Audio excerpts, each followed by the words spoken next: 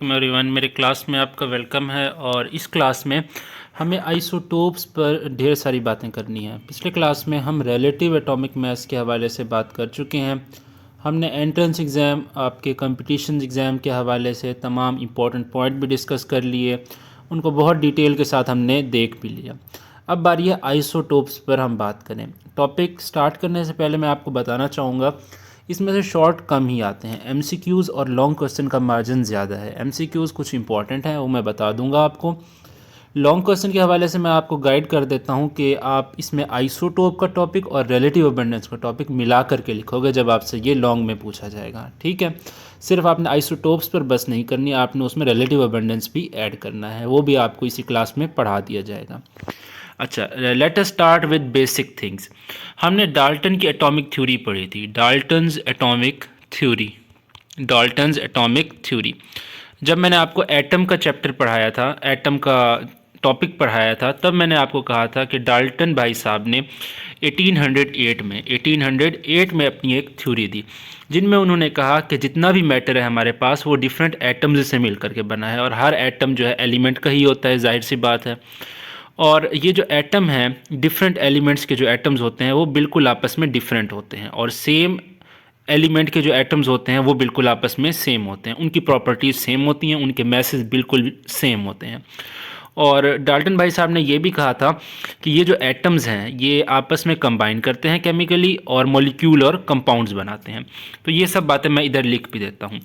All matter is made up of, all matter is made up of atoms of different elements, atoms of different elements। ठीक है, ये उनका पहला postulate था। दूसरा पोस्टुलेट था कि atoms of different elements differ in all their properties. Atoms of different elements, atoms of different elements differ in all their properties, in all their properties. जो डिफरेंट एलिमेंट के एटम्स होंगे उनकी properties आपस में different होंगी, और जो same element के एटम्स होंगे, एक ही एलिमेंट के एटम होंगे, उनकी प्रॉपर्टीज़ आपस में सेम होंगी। Atoms of same elements, atoms of same elements are alike in all their properties, in all their properties. और साथ इन्होंने एक स्पेशल बात भी की, इन ऑल देयर प्रॉपर्टीज़ के साथ उन्होंने कहा कि एक ही एलिमेंट के जितने भी एटम होंगे उनका मैस भी सेम होगा, इंक्लूडिंग मैसेस, इंक्लूडिंग मैसेस। ठीक है, उनके मैसेज भी आपस में सेम होंगे। तो यहाँ से फॉर द फर्स्ट टाइम हमें पता लगा कि एटम का कोई मैस भी होता है। तो डाल्टन भाई साहब ही वो पहले आदमी थे जिन्होंने कहा था कि एटम का कोई ना कोई मैस होता है। ठीक है, वरना इससे पहले हम जो है इस पर ज़्यादा फोकस नहीं किया करते थे। ठीक, अच्छा। और इन्होंने बात की ये जो एटम है, डिफरेंट एलिमेंट्स की हों या सेम एलिमेंट्स के, ये आपस में केमिकली कंबाइन करते हैं और मॉलिक्यूल्स और कंपाउंड बनाते हैं। They combine in different ways, they combine in different ways, in different ways to form molecules and compounds. ये आपस में मिल करके मॉलिक्यूल्स और कंपाउंड्स बनाते हैं। ठीक, ये तो था। ये अपने आप में डाल्टन की एटॉमिक थ्योरी एक इंपॉर्टेंट शॉर्ट क्वेश्चन है, 2-3 दफ़ा बोर्ड में देखा गया। ये 4 पॉइंट हैं, 2 नंबर के लिए आप 4 पॉइंट और साथ ये डेट मेंशन कर सकते हो। समझ गए बात को? साथ थोड़ा और भी हवाला दे दोगे कि डाल्टन ने एटम के कंसेप्ट को इस्तेमाल करते हुए law of conservation of mass और लॉ ऑफ डेफिनाइट प्रोपोर्शन को इस्तेमाल किया। क्लियर? अच्छा, that was about Dalton atomic theory. अब हमने डाल्टन एटॉमिक थ्योरी के डिफेक्ट को पकड़ा। हमने देखा ये जो डाल्टन भाई साहब ने पहली बात की ये तो बिल्कुल ठीक है, ठीक है, और ये जो आखिरी बात की है ये भी बिल्कुल ठीक है, लेकिन जो दूसरी और तीसरी बात की है डाल्टन ने, ये बात बिल्कुल ठीक नहीं है। Atoms of different elements differ in all their properties, फतवा लगा दे कि तमाम प्रॉपर्टीज़ में डिफरेंट होंगे। नहीं, कुछ प्रॉपर्टीज़ में सेम भी हो सकते हैं।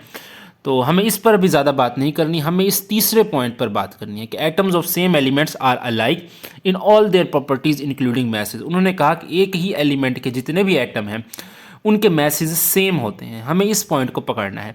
इस पॉइंट को सबसे पहले पकड़ा था 1903 में। 1903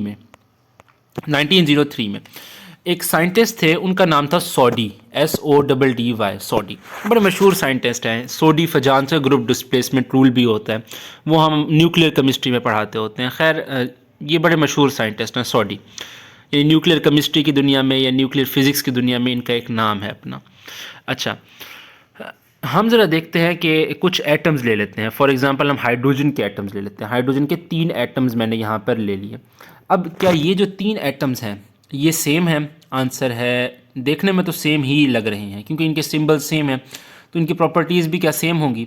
हाँ, हो सकती हैं। नहीं, लेकिन हमने जब इनके एक्सपेरिमेंट करके देखा इनको, तो हमें ये पता लगा कि इनकी प्रॉपर्टीज़ जो हैं वो क्या है, वो डिफरेंट हैं। इनकी प्रॉपर्टीज़ क्या हैं? डिफरेंट है। कुछ सेम भी हैं लेकिन कुछ डिफरेंट भी हैं।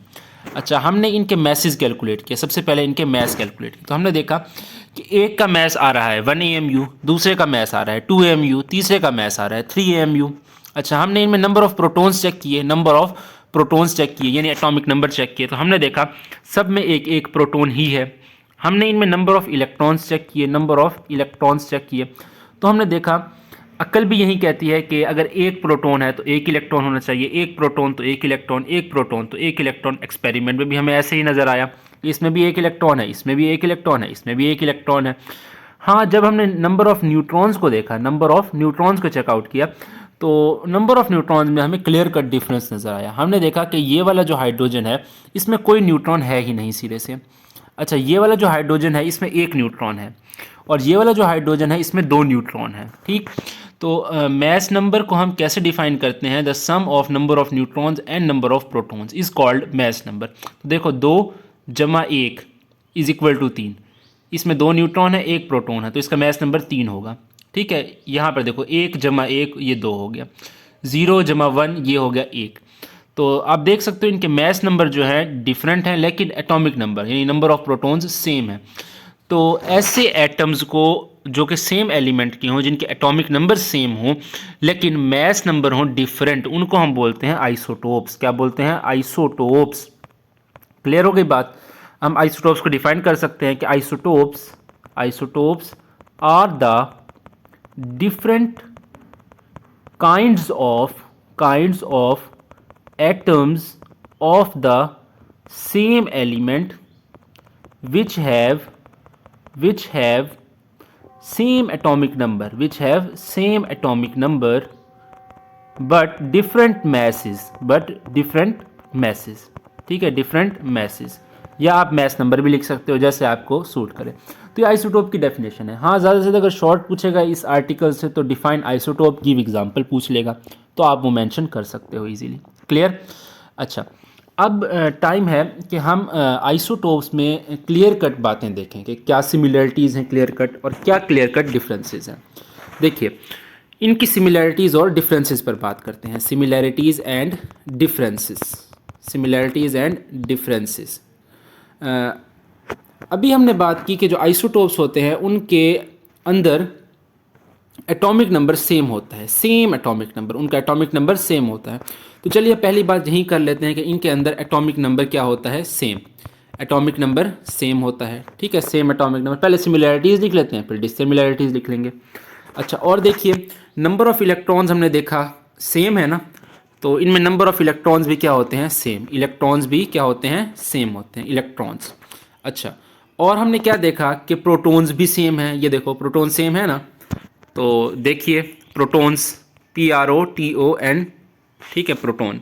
और जब प्रोटॉन सेम है तो जाहिर सी बात है एटॉमिक नंबर सेम है, और जब एटॉमिक नंबर सेम है तो हम जानते हैं पीरियोडिक टेबल एटॉमिक नंबर की बेस पर बनाया गया है।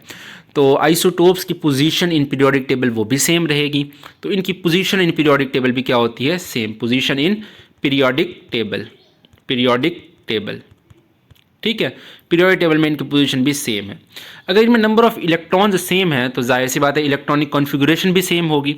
इलेक्ट्रॉनिक कॉन्फ़िगरेशन भी क्या होगी? सेम होगी। इलेक्ट्रॉनिक कॉन्फ़िगरेशन, ठीक है, इलेक्ट्रॉनिक कॉन्फ़िगरेशन। ये वाला हाइड्रोजन है, इसकी इलेक्ट्रॉनिक कॉन्फ़िगरेशन में 1s1, इसकी भी 1s1, इसकी भी 1s1। अच्छा जी, और अगर इलेक्ट्रॉनिक कॉन्फ़िगरेशन सेम है तो वैलेंस शेल में नंबर ऑफ़ इलेक्ट्रॉन्स भी सेम होंगे, और वैलेंस शेल में जो नंबर ऑफ़ इलेक्ट्रॉन्स होते हैं वो वैलेंसी को डिसाइड करते हैं। तो इसका मतलब ये हुआ कि इनकी वैलेंसी भी क्या होगी? सेम होगी। अच्छा, जब वैलेंसी सेम है तो केमिकल प्रॉपर्टीज़ भी सेम होंगी, केमिकल प्रॉपर्टीज़ भी इनकी क्या होंगी? सेम होंगी, केमिकल प्रॉपर्टीज़। ठीक, और अब इनमें डिफरेंसेस देख लीजिए। डिफरेंसेस हैं लेकिन थोड़े डिफरेंसेस हैं। क्या क्या डिफरेंसेस हैं इनके? हमने देखा यहाँ पर देखो इनके मैसेज डिफरेंट हैं, एटॉमिक मैसेज आर डिफरेंट। क्या डिफरेंसेस हैं? Atomic message. ठीक है, ये सबसे बड़ा डिफरेंस है इनमें।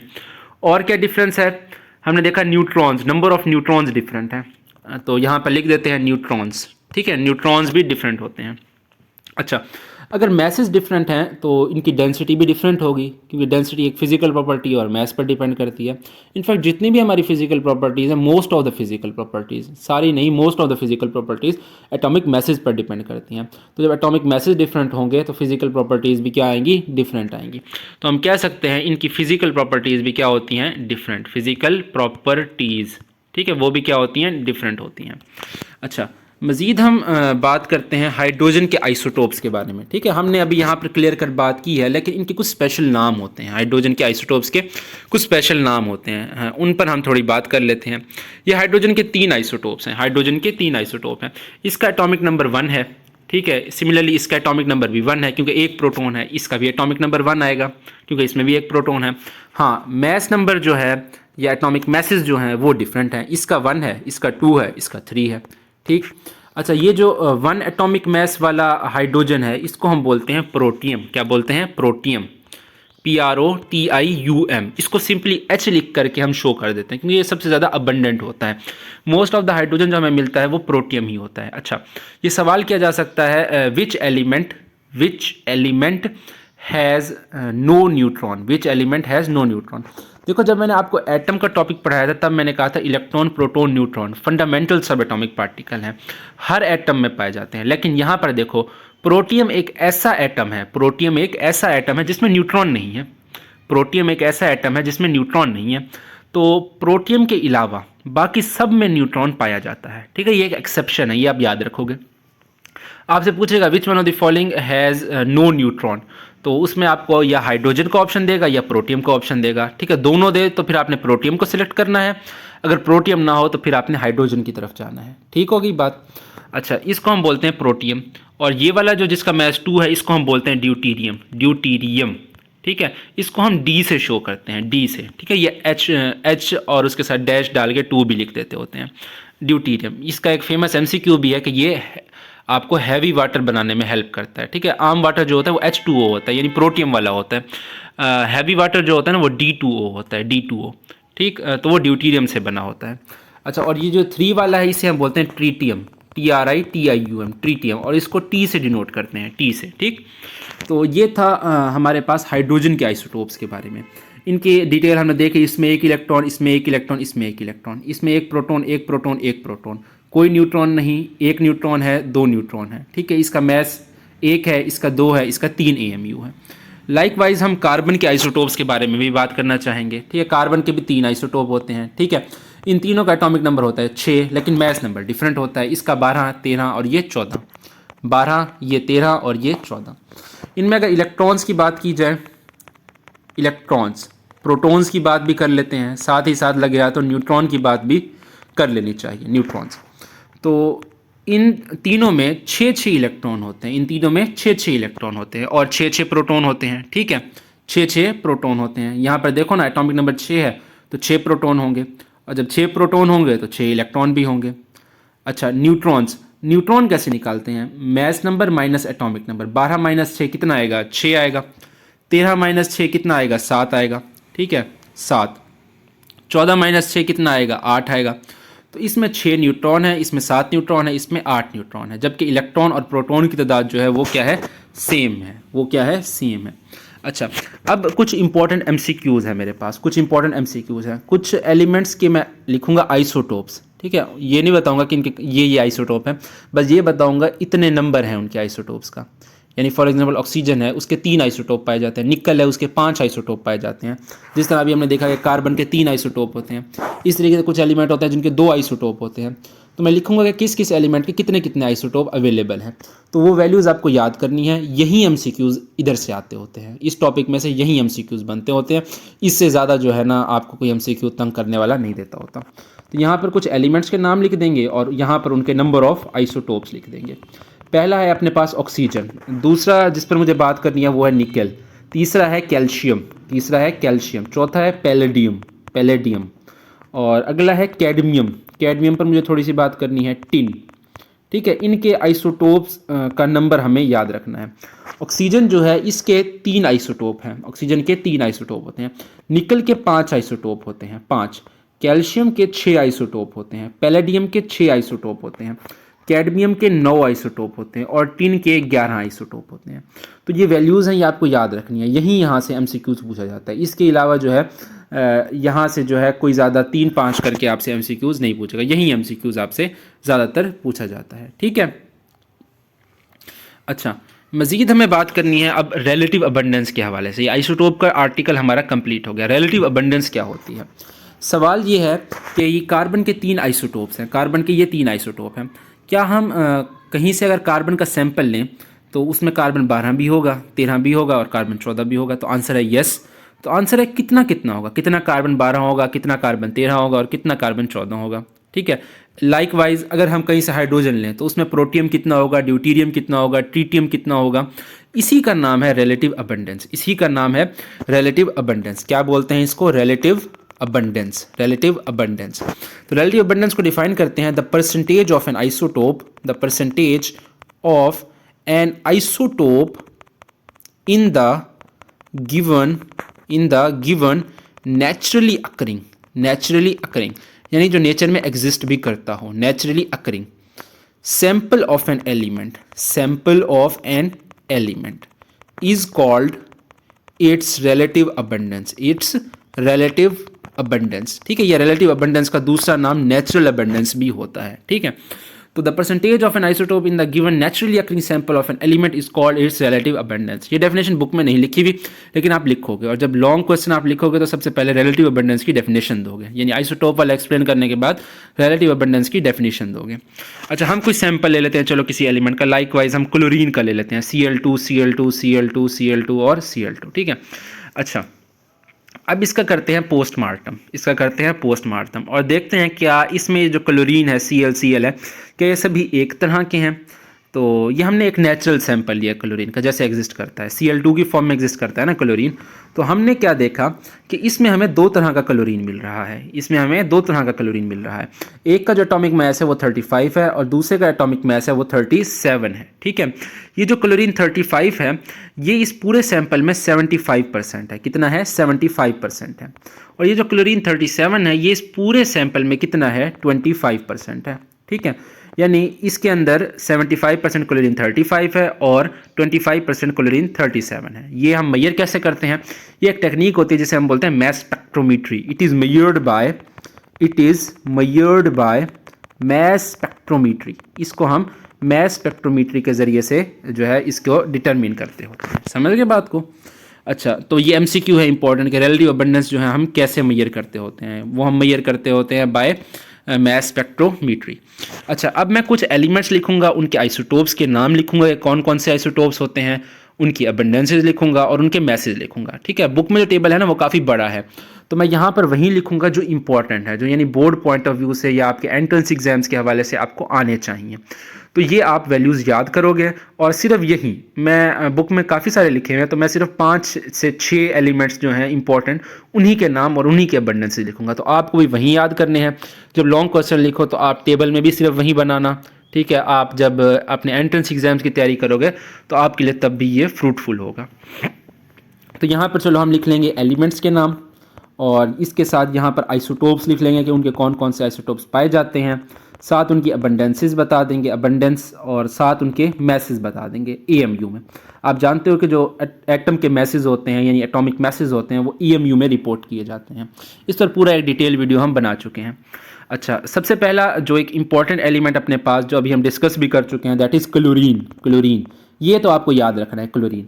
ठीक है, Cl35 होता है और Cl37 होता है। Cl35 होता है और दूसरा होता है Cl37। क्लोरीन के सिर्फ कितने आइसोटोप होते हैं? 2 आइसोटोप होते हैं। ये जो क्लोरीन 35 है इसकी जो अबंडेंस होती है वो कितनी होती है? 75% होती है। जबकि क्लोरीन 37 की अबंडेंस 25% होती है। 25%। क्लोरीन 35 है तो इसका मैस कितना होगा? 35 होगा और 37 वाले का जाहिर सी बात है 37 होगा। तो बुक में पॉइंट्स में वैल्यू लिखी है, वो पॉइंट्स वाली वैल्यू एग्जैक्ट आपको याद करने की ज़रूरत नहीं है, बस राउंड ऑफ याद करना है, वहीं आपके लिए ज़्यादा फ्रूटफुल है। ठीक है। कुछ जब नए नए आते हैं ना बच्चे एफएससी में, तो क्या करते हैं, वो कहते हैं हम बस ऐसी पढ़ाई करेंगे कि आज तक किसी ने ऐसी पढ़ाई नहीं की होगी, सारे टेबल्स रट डालेंगे, सब कुछ रट डालेंगे। भाई खुदा का नाम मानो, इतनी मोटी किताब है, 3 प्रोफेसर्स पढ़ा रहे होते हैं, उनको काफ़ी अरसा हो जाता है, 20-25 साल हो जाते हैं, फिर भी पूरी किताब वो जो है ना वर्ड टू वर्ड नहीं रट पाते। तो स्मार्ट वर्क करो, हार्ड वर्क करने की ज़रूरत नहीं है, ठीक है। अच्छा हाँ, स्मार्ट वर्क भी ज़रा सही स्मार्ट होना चाहिए, ओवर स्मार्टनेस नहीं दिखानी, ठीक है। तो जैसे आपको कोई टीचर आपको डायरेक्शन देता है तो उसको आपने फॉलो करना है, ठीक है। और ये आप जो है बिल्कुल इत्मीनान रखें, आपके कंप्लीट 85 आउट ऑफ 85 आएंगे इंशाल्लाह। अच्छा, दूसरा जो इंपॉर्टेंट है दैट इज़ नाइट्रोजन। अच्छा, इसके भी 2 आइसोटोप होते हैं, नाइट्रोजन 14 और नाइट्रोजन 15। ये भी आपको याद रखना है। नाइट्रोजन 14 जो है वो ज़्यादा अबंडेंट होता है, इसकी जो अबंडेंस है वो 99.6% होती है, जबकि नाइट्रोजन 15 जो है ये सिर्फ और सिर्फ 0.4% पाया जाता है। अच्छा, 14-15 है तो मैसेज भी 14-15 ही होंगे, जाहिर सी बात है। सिमिलरली नियॉन है, नियॉन। अच्छा, ये जो है ना नियॉन वाला, इसकी जो रिलेटिव अबंडेंस है ना ये थोड़ी मुश्किल भी है और पॉइंट्स में भी है, लेकिन ये आपको याद करनी है हर सूरत, क्योंकि ये इंपॉर्टेंट शॉर्ट क्वेश्चन है आपका। क्या शॉर्ट क्वेश्चन आता है ये तो अब आपको अगले क्लास में ही बताऊंगा, ठीक है, क्योंकि वो मैथ स्पेक्ट्रोमीटर में जब हम पढ़ेंगे ना तो वहाँ पर नियॉन का इंपॉर्टेंट शॉर्ट क्वेश्चन आता है। तो ये वैल्यूज़ आप याद करोगे, ठीक है। नियॉन 20 होता है एक आइसोटोप, दूसरा होता है नियॉन 21 और तीसरा होता है नियॉन 22। अच्छा, इनकी जो अबंडेंसीज होते हैं, नियॉन 20 जो है ना ये सबसे ज़्यादा अबंडेंट होता है, ये होता है 90.92%। नेचर में 90.92% नियॉन 20 पाया जाता है। अच्छा, और नियॉन 21 जो है वो 0.257% पाया जाता है, जबकि आपका नियॉन 22 जो है वो 8.82% पाया जाता है। ये वैल्यू थोड़ी मुश्किल है माना, लेकिन आप इसको याद करोगे, ठीक है, याद हो जाएगी, सभी याद करते हैं। इंपॉर्टेंट शॉर्ट है ये, बताऊंगा क्या शॉर्ट है अगले क्लास में बताऊंगा। अच्छा, नियॉन 20 का मैच कितना होता है, 21 का 21 ही होगा, और 22 का भी 22 होगा। अच्छा, इसी तरीके से ब्रोमीन है, ब्रोमीन भी एक इंपॉर्टेंट एलिमेंट है जिसकी अबंडेंस आपको याद करनी है। 2 आइसोटोप हैं, 79 और ब्रोमीन 81। तो इनकी जो अबंडेंस है, ब्रोमीन 79 जो है वो 50.5% पाया जाता है, जबकि ब्रोमीन 81 जो है वो 49.5% पाया जाता है। इनके मैसेज 79 और 81 है रिस्पेक्टिवली। इसी तरीके से एक और एलिमेंट है सिल्वर, दैट इज़ सिल्वर। हाँ, ये आपके टेबल में नहीं लिखा हुआ, ये जो है आपके एक्सरसाइज में लिखा हुआ है, और इसको यहाँ पर लिखने की वजह ये है कि ये बोर्ड में MCQs आ चुका है कि सिल्वर के कितने आइसोटोप हैं। मैं आपको बता दूँ, सिल्वर के 16 आइसोटोप होते हैं, टोटल 16 आइसोटोप, लेकिन उनमें से सिर्फ 2 नेचुरली अकरिंग हैं, 2 नेचुरली अकरिंग हैं, ये आपको याद रखना है। 16 जो है कंप्लीट आइसोटोप हैं और उनमें से सिर्फ 2 नेचुरली अकरिंग हैं, यानी बाकी 14 ना हमने आर्टिफिशियली लैब में तैयार किए हैं। 2 नेचुरली अकरिंग हैं, वो मैं लिख देता हूँ, एक सिल्वर 107 है और सिल्वर 109 है। तो अच्छा, कुछ लोग पूछते हैं कि ये सिल्वर है, S से स्टार्ट होता है, तो उसका सिंबल S से क्यों स्टार्ट नहीं होता। तो आंसर है ये जो है, हम इसको ग्रीक लैटिन में जो है सिंबल्स को रिप्रेजेंट करते हैं, उसमें आर्गेंटम इसको बोलते हैं सिल्वर को, तो उस आर्गेंटम से ना Ag हमने डिराइव किया है, तो इसीलिए इसका सिंबल Ag होता है। अच्छा, ये सिल्वर 107 है ना, इसकी अबंडेंस होती है 52%। कितनी होती है, 52%। और सिल्वर 109 की होती है 48, और मैसेज इनके रिस्पेक्टिवली 107 एंड 109 होते हैं। क्लियर बात। तो ये तो थी कुछ एलिमेंट्स की हमारे पास नेचुरल अबंडेंस। तो कुछ मज़ीद बात करते हैं, चलिए आपको थोड़ा सा पीरियोडिक टेबल दिखाया जाए। पीरियोडिक टेबल, ये जो पूरा पीरियोडिक टेबल है ना, इसमें 118 एलिमेंट्स हैं, 118 एलिमेंट्स हैं, और इन 118 एलिमेंट्स में हमारे पास सिर्फ और सिर्फ 92 नेचुरली अकरिंग है। इनमें से 92 नेचुरल एलिमेंट्स हैं, ठीक है, नेचुरल एलिमेंट्स हैं। अच्छा, कुछ बुक्स में 118, अब तो बहुत ज़्यादा एलिमेंट डिस्कवर हो चुके हैं, तकरीबन 123 130 तक भी चले गए हों, शायद 31-32 भी हो गए हों। तो खैर जो भी है, हम एवरेज ले लेते हैं कि 118 एलिमेंट्स हैं, उनमें से 92 नेचुरल एलिमेंट्स हैं। जो बाकी BAKI बाकी के 26 एलिमेंट हैं, यानी 118 में से 92 निकालो तो 26 बचता है। तो ये जो बाकी के 26 एलिमेंट्स हैं, ये आर्टिफिशियल एलिमेंट्स हैं, ये आर्टिफिशियल एलिमेंट्स हैं, ठीक है।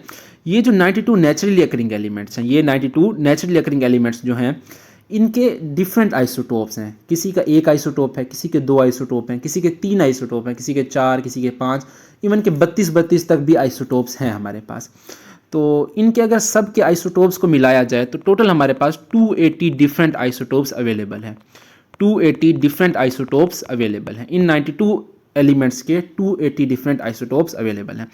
उनमें से हाँ कुछ स्टेबल भी हैं, उनमें से कुछ स्टेबल भी हैं और कुछ रेडियो एक्टिव भी हैं, कुछ रेडियो एक्टिव भी हैं। ठीक है, रेडियो एक्टिव यानी अल्फ़ा बीटा गैमा रिलीज़ करते रहते हैं वक्त के साथ साथ। और आर्टिफिशियल कुछ ऐसे भी हैं कि हमने उनको लैब में तैयार किया है। इन 280 आइसोटोप्स के अलावा 300 आइसोटोप्स हम लेबॉर्ट्री में तैयार कर चुके हैं, लेकिन वो जो आर्टिफिशियल आइसोटोप्स हैं वो काफ़ी ज़्यादा अनस्टेबल हैं। तकरीबन 300 unstable isotopes, unstable artificial isotopes ज़्यादा बेटर होगा, artificial isotopes have been prepared in laboratory. Laboratory की जगह नहीं है तो बस लैब लिख देते हैं। ठीक है, तो तकरीबन 300 के लगभग हमने आइसोटोप्स लैब में तैयार किए हैं, लेकिन वो सारे अनस्टेबल हैं। ठीक है, आर्टिफिशियल हैं और अनस्टेबल हैं। अच्छा, इनको जिस प्रोसेस के तहत बनाया जाता है वो प्रोसेस कहलाता है artificial disintegration. Artificial disintegration, disintegration ये क्या है? आप ये फिज़िक्स में पढ़ चुके हो कि क्या होता है डिसइंटीग्रेशन। ठीक है, तो आपकी फ़िज़िक्स पर मैं शक नहीं करता, यकीनन आपको पता होगा। न्यूक्लियर फिशन या फ्यूजन रिएक्शंस हम करवा करके नए आइसोटोप्स हम बनाते होते हैं। ये न्यूक्लियर केमिस्ट्री में पढ़ाया जाता है, लेकिन न्यूक्लियर केमिस्ट्री आपके सिलेबस में है नहीं। अच्छा, कुछ एलिमेंट्स ऐसे भी हैं जिनका सिर्फ और सिर्फ एक आइसोटोप होता है, यानी सिंगल आइसोटोप होता है। ठीक है, यानी वो खुद ही अपना आइसोटोप होते हैं। सिंगल आइसोटोप, एक ही आइसोटोप होता है। तो वो एलिमेंट जिनका सिर्फ एक ही आइसोटोप हो उनको हम बोलते हैं monoisotopic. The elements with only one isotope are called monoisotopic. अच्छा, सिर्फ 4 एग्जांपल्स हमें याद रखनी है मोनो आइसोटोपिक्स की। ये भी एमसीक्यूज़ हैं, इंपॉर्टेंट एमसीक्यूज़ है।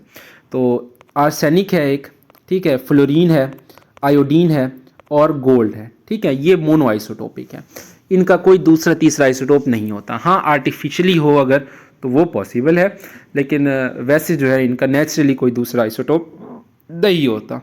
ठीक है, अच्छा, ये जो एलिमेंट्स है ना हमारे पास, एलिमेंट्स, इनके हर एलिमेंट का एक खास एटॉमिक नंबर होता है। हर एलिमेंट का एक एटॉमिक नंबर होता है जो दो एलिमेंट्स को डिफ्रेंशिएट करता है। ठीक है, ये एटॉमिक नंबर जो है 1 2 3 4 5 6 7 8 9 10 कुछ भी हो सकता है, यानी नेचुरल नंबर होता है कोई ना कोई। ठीक है, और ये इवन भी हो सकता है नेचुरल नंबर, या जो है ये ऑड भी हो सकता है। अच्छा, ये ऑब्जर्वेशन की बात है सिर्फ कि वो एलिमेंट्स जिनके एटॉमिक नंबर इवन है, ठीक है, वो एलिमेंट जिनके एटॉमिक नंबर इवन है, यानी 2 4 6 8 10 इस तरह के हैं, उनके आइसोटोप्स की तादाद ज़्यादा है बनिस्बत उनके जिनके एटॉमिक नंबर ऑड है, यानी 3 हो गया, 1 हो गया, 5 7 9 इस तरह वाले, इनके आइसोटोप्स कम हैं। तो इवन वाले जो हैं इनके आइसोटोप्स हैं ज़्यादा, ऑड वालों के आइसोटोप हैं कम। ठीक है, तो ऑड वाले जो हैं इनका आम तौर पर नेवर, चलो मैं ऐसे बता देता हूँ कि ये जो ऑड वाले एलिमेंट्स हैं हमारे पास, ऑड नंबर वाले, इनका जनरली हमारे पास सिर्फ एक आधा आइसोटोप ही अवेलेबल होता है। ठीक है, एक आधा आइसोटोप ही अवेलेबल होता है। लाइक यहाँ पर ये जो फ्लोरीन है, ठीक है, फ्लोरीन का एटॉमिक नंबर होता है हमारे पास 9, तो देखो ये मोनो आइसोटोपिक है। आर्सेनिक जो खड़ा हुआ है इसका एटॉमिक नंबर होता है आई थिंक 33 होता है, 33, तो इसका भी देखो एक ही आइसोटोप अवेलेबल है। तो ये जो ऑड नंबर वाले होते हैं ना, इनका जनरली जो है एक ही आइसोटोप अवेलेबल होता है। ठीक है, तो एक से ज़्यादा इनका आइसोटोप नहीं होता। तो never have more than one stable isotope. ठीक है, कोई एक्सेप्शन निकला है तो वो अलग बात है, लेकिन जनरली जो है इनका सिर्फ एक आधा आइसोटोप ही अपने पास अवेलेबल होता है। ठीक है, तो ये बात आपको याद रखनी है। अच्छा, और ये जो इवन वाले हैं, इवन एटॉमिक नंबर वाले, इनके जो आइसोटोप है ना वो लार्ज इन नंबर होते हैं, यानी लार्ज नंबर ऑफ आइसोटोप्स, इनके काफ़ी सारे आइसोटोप्स अवेलेबल होते हैं। ठीक है, तो ये ऑब्जर्वेशन की बात है, आप याद रखोगे। अच्छा, और हमें बात करनी है एक और इम्पॉर्टेंट बात, ये भी सिर्फ ऑब्जर्वेशन की बात है। हम जानते हैं हर एलिमेंट का जो है मैस होता है। ठीक है, हर एलिमेंट का मैस भी होता है। ये बात ऑब्जर्व की गई है कि वो एलिमेंट्स जिनके एटॉमिक नंबर 4 का मल्टीपल है, यानी 4 8 12 16 ऐसे हैं। ठीक है, यानी कि कैसे हैं, 4 का मल्टीपल है, मल्टीपल ऑफ 4 है। ठीक है, मल्टीपल ऑफ 4 यानी 4 8 12 16 20 24 28 32 40, बस और जगह ख़त्म हो गई है, 44 हो गया, 48 हो गया, 52 56। तो इस तरह वाले जो एलिमेंट्स हैं जिनके मैसेज इस तरह के होते हैं, यानी 4 पर डिवाइड किए जा सकते हैं, वो सबसे ज़्यादा अबंडेंट होते हैं, मोस्ट अबंडेंट होते हैं, ठीक है। वैसे ही हमने देखा कि इवन एटॉमिक नंबर वाले वैसे ही जो है ज़्यादा अबंडेंट होते हैं, लेकिन इवन वालों में भी वो एलिमेंट्स जिनके एटॉमिक मैसेज 4 का मल्टीपल है वो कुछ ज़्यादा ही अबंडेंट होते हैं, वो कुछ ज़्यादा ही अबंडेंट होते हैं। जैसे मिसाल के तौर पर ऑक्सीजन 16 है, बहुत अबंडेंट है। कितना होता है? एटमोसफेयर में 21% होता है, ठीक है। अर्थ क्रस्ट में 47% होता है। ओशन में ये आपका कितना होता है, अल्लाह खैर करे, 86% होता है, ठीक है। तो ऑक्सीजन 16 बहुत अबंडेंट है। देखो 16 4 का मल्टीपल है कि नहीं है, वहाँ लिखा हुआ है ना। अच्छा, इस तरीके से मैग्नीशियम 24 है, ये भी बहुत अबंडेंट होता है। कैल्शियम 40, ये भी बहुत अबंडेंट होता है। इसी तरीके से आयरन 56, ठीक है, ये भी बहुत अबंडेंट है। और ये चारों इतने अबंडेंट है कि ये चारों मिल करके अर्थ क्रस्ट का 50% बनाते हैं, 50% ऑफ अर्थ क्रस्ट, ठीक है। अर्थ क्रस्ट के 50% में आपको यही एलिमेंट्स मिलेंगे ज़्यादातर। देखो ये 56 वाला भी 4 का मल्टीपल है, 40 वाला, 24 वाला, 16 वाला। अच्छा, हम जानते हैं नेचर में हमारे पास 280 आइसोटोप्स हैं, मैंने अभी बात की यहाँ पर, ठीक है। ये रही बात कि ये जो 92 नेचुरल एलिमेंट्स हैं इनके 280 डिफरेंट आइसोटोप्स हैं। तो नेचर में हमारे पास कितने आइसोटोप अवेलेबल हैं? 280 आइसोटोप अवेलेबल हैं। बाकी जितने हैं वो सारे आर्टिफिशियल हैं। 280 आइसोटोप्स अवेलेबल हैं। इनमें से, इन 280 में से 154 आइसोटोप्स वो हैं जिनके एटॉमिक नंबर और जिनके एटॉमिक मैसेज इवन है, इवन, ठीक है। तो हमारी जो नेचर है वो पेयर्स को फेवर करती है, पेयर्स को, ठीक है। अल्लाह ताला ने फरमाया हमने हर चीज़ जोड़े की शक्ल में पैदा की है, तो ठीक है ना, यहाँ भी फिर जोड़ा ही चल रही है। तो that was all about isotopes and their relative abundance. फिर मिलते हैं हम अगले क्लास में with a new topic, mass spectrometry, क्योंकि हमने अभी आपको बताया कि रिलेटिव अबंडेंस हम मेजर करते हैं मैस स्पेक्ट्रोमीट्री के ज़रिए। अब इसकी डिटेल देना तो हमारे फ़र्ज़ है, ठीक है ना। तो इसकी डिटेल हम अगले क्लास में देंगे। अल्लाह हाफिज़।